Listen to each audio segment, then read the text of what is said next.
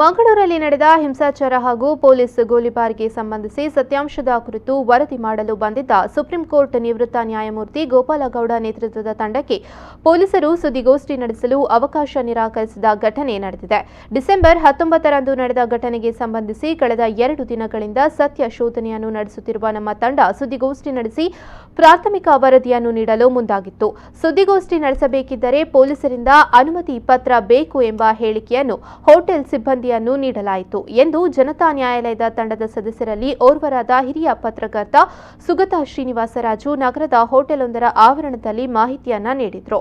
ನಾವು ಯಾರ ಹಕ್ಕನ್ನು ಮುರಿಯಲು ಅಥವಾ ನಿಯಮವನ್ನು ಮೀರಲು ಬಂದಿಲ್ಲ.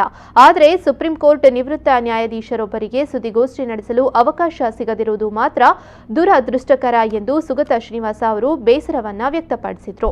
ನಾವು ಯಾರಿಗೂ ತೊಂದರೆ ಮಾಡುವಂತಹ ಕೆಲಸಕ್ಕೆ ಹೋಗದೇನೆ ನಾವು ಹೇಳಬೇಕಾದದ್ದನ್ನು ನಮ್ಮ ಸಂಕ್ಷಿಪ್ತವಾಗಿ ಇವತ್ತು ಒಂದು ಪ್ರೆಸ್ ರಿಲೀಸನ್ನು ಕೊಡ್ತೇವೆ.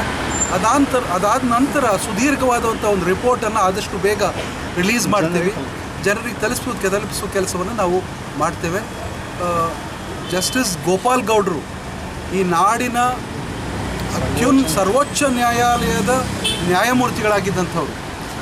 ಅವರಿಗೂ ಕೂಡ ಒಂದು ಪ್ರೆಸ್ ಕಾನ್ಫರೆನ್ಸ್ ಮಾಡುವ ಇಂಡಿಪೆಂಡೆನ್ಸ್ ಈ ದೇಶದಲ್ಲಿ ಇಲ್ಲ ಅನ್ನೋದಾದರೆ, ಅಂತಹ ಪರಿಸ್ಥಿತಿ ಒಂದು ಉದ್ಭವ ಆಗಿದೆ ಅನ್ನೋದಾದರೆ, ನಾವೆಲ್ಲರೂ ಸಾಮಾನ್ಯ ಜನರ ಪರಿಸ್ಥಿತಿ ಏನು ಅನ್ನೋದನ್ನು ಅದ್ರ ಮೂಲಕ ತಿಳ್ಕೋಬೇಕಾಗ್ತದೆ. ಇದೇ ಸಂದರ್ಭದಲ್ಲಿ ಮಾತನಾಡಿದ ಹಿರಿಯ ನ್ಯಾಯವಾದಿ ಬಿಟಿ ವೆಂಕಟೇಶ್ ಮಾತನಾಡಿ, ಕಳೆದ 2 ದಿನಗಳಲ್ಲಿ ನಾವು ಹಲವಾರು ಸಂತ್ರಸ್ತರಿಂದ ಅಹವಾಲು ಸ್ವೀಕರಿಸಿದ್ದೇವೆ. ಇಂದು ಆಸ್ಪತ್ರೆಗಳಲ್ಲಿ ಗಾಯಾಳುಗಳನ್ನು ಭೇಟಿ ಮಾಡಿದ್ದೇವೆ.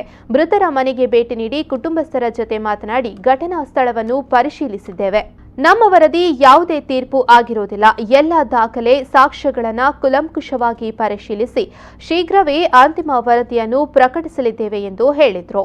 Yesterday we had number of witnesses, number of victims who had suffered injuries, and the persons who have witnessed the situation explained the incident on 19th, and we recorded all the statements of these persons.